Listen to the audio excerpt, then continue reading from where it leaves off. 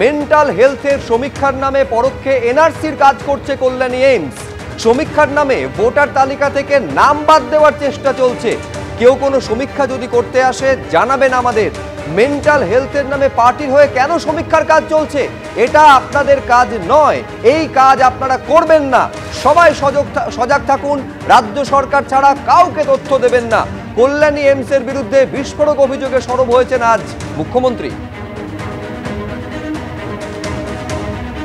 আমার কাছে আজকে খবর এসেছে, কল্যাণী এইমস সেন্ট্রাল গভর্নমেন্টের আন্ডারে মেন্টাল হেলথের নাম করে পরোক্ষভাবে এনআরসির নামে একটা সার্ভে করছে। আমি সমস্ত জনসাধারণকে আবেদন করব, যে কোনো সংস্থা যদি আপনাদের কাছে কোনো বাড়িতে কোনো ব্যাপারে সার্ভে করতে যায়, তাহলে আপনারা স্টেট গভর্নমেন্টের কাছে কোয়ারি করে জেনে নেবেন। স্টেট গভর্নমেন্ট যদি কোনো সার্ভে কোনোদিনও করে আপনাদের জানিয়ে দেবে। মেন্টাল হেলথ কটা থাকে? মেন্টাল হেলথের নাম করে বাড়ি বাড়ি সার্ভে করে একটা পার্টি হয়ে কাজ করা, ডাইরেক্ট পার্টি হয়ে করুক না, লোক নেই বলে, বিভিন্ন এজেন্সির মাধ্যমে। আর এইমসকে আমি বলবো আপনারা ভালো করে কাজ করুন, রোগীদের সুস্থ করুন।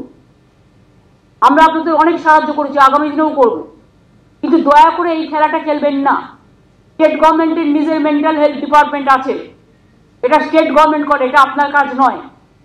কাজে এটা কিন্তু পরোক্ষে অনেক এজেন্সি, অনেক সংস্থার নাম করে গিয়ে বাড়ি বাড়ি সার্ভে করছে আপনার ভোটার লিস্ট থেকে নাম বাদ দেওয়ার জন্য।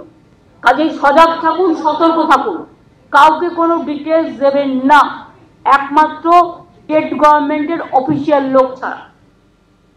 দেখুন, মুখ্যমন্ত্রীর এই অভিযোগ দুর্বোধ্য। আমাদের মুখ্যমন্ত্রী তো কবি, তো তার চিন্তা ভাবনা সাধারণ মানুষের সঙ্গে বা সাধারণ মানুষের পক্ষে অনেক সময় বোধগম্যই হয় না। উনি কি বলতে চাইছেন? এখন তো এসআইআর শুরু হয়েছে বিহারে, কিন্তু তার মধ্যে মৃত্যু ঘণ্টা বেজে গেছে পশ্চিমবঙ্গে।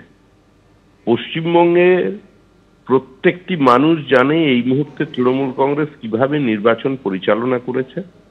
আমাদের পঞ্চায়েত থেকে শুরু করে মিউনিসিপ্যালিটি থেকে কর্পোরেশনের নির্বাচন কিভাবে হয়, বিধানসভা লোকসভা নির্বাচন কোন আবহে সংগঠিত হয় এবং মুখ্যমন্ত্রী কিভাবে সেটাকে এগিয়ে নিয়ে যান, এগুলো প্রত্যেক মানুষের জানা। তৃণমূল গৃহীত, পরীক্ষিত এবং পরিত্যক্ত। সেজন্য যে বক্তব্য মুখ্যমন্ত্রী রাখছেন, এমনকি উনি এইমসকেও তার আক্রমণের আওতায় নিয়ে চলে এসেছেন, এর থেকে দুর্ভাগ্যজনক পরিস্থিতি আর কিছু হতে পারে না। প্রত্যেক দেশের যে নাগরিকের উপরে দেশেরও একটি কর্তব্য আছে, রাষ্ট্রেরও কর্তব্য আছে। সেই কর্তব্য সোশ্যাল ওয়েলফেয়ার স্টেটে রাষ্ট্র পালন করে। তার মধ্যেও যদি রাজনীতির রং ধরিয়ে দেন, তাহলে কি করে চলবে?